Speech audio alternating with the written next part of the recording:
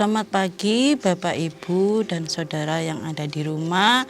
Kita kembali dalam acara sarapan makanan yang sesungguhnya buat jiwa kita. Pagi ini kita akan mendengarkan firman Tuhan tentang kuasa sebuah nama. Kita mengenal banyak nama tokoh-tokoh yang berpengaruh bagi kehidupan masyarakat di sekitar kita. Tetapi ini satu nama yang diperoleh dengan ketaatan yang sungguh luar biasa sampai dia disalib. Itulah yang menyebabkan namanya berkuasa di dalam setiap kehidupan orang-orang yang percaya. Satu kisah di dalam Kisah Rasul 3 ayat 6 dan 7, yaitu sebuah kisah di mana ada si lumpuh yang senantiasa duduk di gerbang indah. Saya bacakan ayat 6 dan 7. Tetapi Petrus berkata, "Emas dan perak tidak ada padaku, tetapi apa yang kupunya kuberikan kepadamu. Demi nama Yesus Kristus orang Nazaret itu, berjalanlah." Lalu ia memegang tangan kanan orang itu dan membantu dia berdiri. Seketika itu juga kuatlah kaki dan mata kaki orang itu. Petrus tidak mempunyai apa-apa untuk diberikan, ya. Padahal orang lumpuh ini sudah berharap memperoleh sedekah untuk menyambung hidupnya, ya. Memang pekerjaannya cuma meminta-minta. Tetapi apa yang dilakukan oleh Petrus dan Yohanes bukan karena pelit, ya, tetapi memang dia tidak punya harta atau emas dan perak, tetapi yang dia ingin berikan kepada orang lumpuh itu adalah sebuah harta yang berharga. Bukan bicara tentang benda, ya, tapi sesuatu yang berharga. Dan kita tahu bahwa selanjutnya memang demi nama Yesus ini orang lumpuh ini dapat berdiri. Dia mengalami kebebasan, kemerdekaan dari keterikatan selama ini. Dia mengalami sukacita dan bersyukur dia dapat meloncat, menari, mengikuti Petrus dan Yohanes dalam pelayanan di situ. Ya, ini adalah satu nama yang patut kita percaya, ya. Selayaknya kita percaya dan tinggal di dalam setiap kehidupan kita, ada dalam kehidupan kita. Jangan sekalipun, jangan satupun nama Yesus itu kita lupakan atau dalam kegiatan sehari-hari kadangkala kita tidak menempatkan Yesus dalam kegiatan kita. Tapi nama yang diperoleh dari satu ketaatan yang tinggi inilah sepatutnya yang senantiasa tinggal dalam kehidupan kita. Tetapi di sini tercatat di Alkitab ada beberapa hal orang yang menggunakan nama Yesus itu bukan selayaknya, ya, bukan sepantasnya. Seperti yang kita lihat dalam Matius 7 ayat 21-23, bagaimana murid-murid Yesus itu datang kepada Yesus, ya. Datang kepada Yesus untuk berkata bahwa banyak orang berseru Tuhan, Tuhan, tetapi pada akhirnya apa yang Tuhan katakan, aku tidak kenal kamu, ya. Bela itu tidak terjadi dalam kehidupan kita, ya.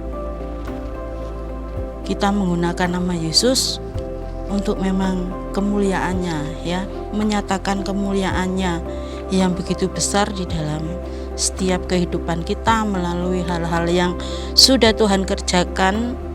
Bukan hanya pertolongan mukjizat tiap hari yang kita rasakan, tetapi jauh di dalam hati kita, pikiran kita, itu Yesus selalu ada dan melekat, ya.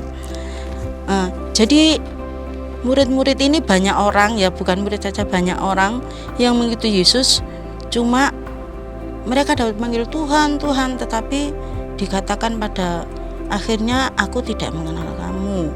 Ya, nama ini memang sangat berkuasa ya. Kalau kita tahu nama satu pejabat gitu ya, terus kita gunakan ya untuk hal-hal yang tidak baik, untuk rekom ini itu ya, pasti itu sesuatu yang jahat ya. Di dalam Filipi 2 ayat 3 dan 4, Filipi juga mengatakan ya, di sana dicontohkan bahwa dalam perjanjian lama ya, dicontohkan bahwa Gehasi, ya, Gehasi orang kepercayaan dari Nabi Elisa itu menggunakan nama Elisa untuk mengambil harta dari Naaman ya, menggunakan nama tuannya yang berkuasa itu untuk mengambil sesuatu keuntungan bagi dirinya sendiri. Lalu dalam Lukas 10 ayat 17 sampai 20 juga dikatakan ya, ada murid-muridnya datang, Tuhan juga setan-setan itu bertakluk kepada kami demi namamu, dikatakannya. Kemudian apa yang dikatakan Tuhan Yesus ya, mereka mungkin senang, ada dalam euforia kemenangan sehingga menimbulkan satu kesombongan diri ya, tidak lagi menempatkan, tidak sengaja mereka tuh tidak menempatkan Tuhan di nomor pertama ya, tetapi euforia kemenangan itu menyebabkan kesombongan bagi murid-murid. Apa yang dikatakan Tuhan, aku melihat iblis jatuh seperti kilat dari langit. Murid-murid mendapat teguran dari Tuhan Yesus ya, karena mungkin mereka sedang dalam sukacita kemenangan sehingga lupa sesungguhnya pribadi Yesus ya. Kemudian jadi mereka menggunakan nama Yesus untuk sesuatu yang apa ya, menyombongkan diri ya. Kemudian nama Yesus juga digunakan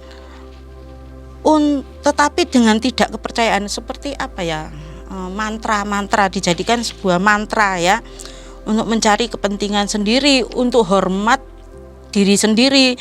Itu tertulis di dalam Kisah Rasul 19 ayat 13 dan 14.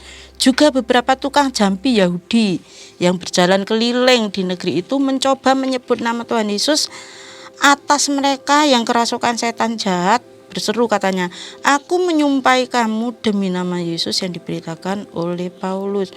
Mereka melakukan hal itu ialah tujuh orang anak seorang imam kepala Yahudi yang bernama Skewa ya. Jadi untuk hormat dirinya sendiri ya, mungkin kalau saya pakai nama Yesus nanti pasti orang-orang akan memberi hormat kepada saya dan percaya. Tapi nama Yesus itu digunakan dengan sembarangan, cuma untuk kepentingan diri sendiri. Mari melalui ini kita belajar ya. Saya pun belajar ya. Kalau kita percaya, kalau Tuhan, kita berserah kepada Tuhan Yesus, memang ada banyak pertolongan mujizat, tapi itu tidak yang terpenting dalam hidup kita dikatakannya. Tapi pikiran kita, hati kita itu diberi nama Yesus seterusnya ya, bukan cuma dalam keadaan sesaat aja. Mungkin itu firman Tuhan yang dapat, renungan firman Tuhan yang dapat saya sampaikan. Kiranya nama Tuhan Yesus yang penuh kuasa itu, karena pengorbanannya yang begitu besar, itu selalu ada dalam kehidupan kita, di setiap langkah kita, di ucapan kita dan tindakan kita. Terima kasih, Tuhan Yesus memberkati.